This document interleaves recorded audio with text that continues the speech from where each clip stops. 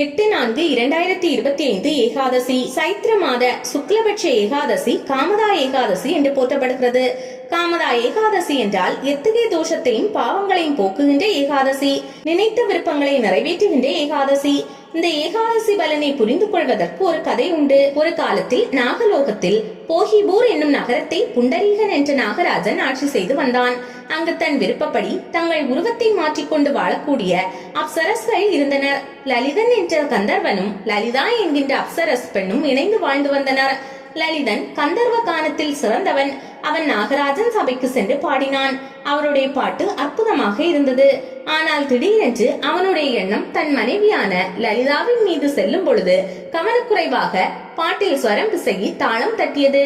புண்டரீகன் உடனடியாக மிகுந்த கோபம் கொண்டு, நீ காம பரவசனாகி சங்கீதத்தை அவமதித்து விட்டாய், எனவே நீ அரக்கனாக போக வேண்டும் என்று சபித்து விட்டான்.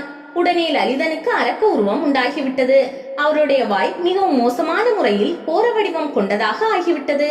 மிகுந்த துயரத்தை அடைந்தான். இந்த நிகழ்ச்சியை கேள்விப்பட்ட லலிதா ஓடி வந்தாள். தன்னுடைய கணவனுக்கு நேர்ந்த சோதனையை கேட்டு வருந்தினாள். இதற்கு என்ன பிராயசித்தம் என்பதை முனிவர்களிடம் கேட்கலாம் என்று காட்டிற்குள் சென்றாள்.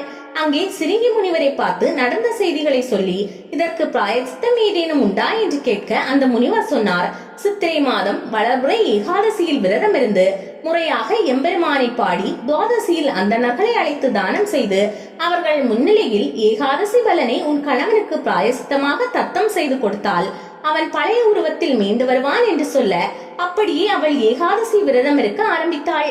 ஏகாதசி விரதம் ஆரம்பித்து ஏகாதசி முழுக்க எதுவும் உண்ணாமல் எம்பெருமானை நினைத்து அவருடைய மந்திரங்களை ஜபம் செய்து கொண்டிருந்தாள்.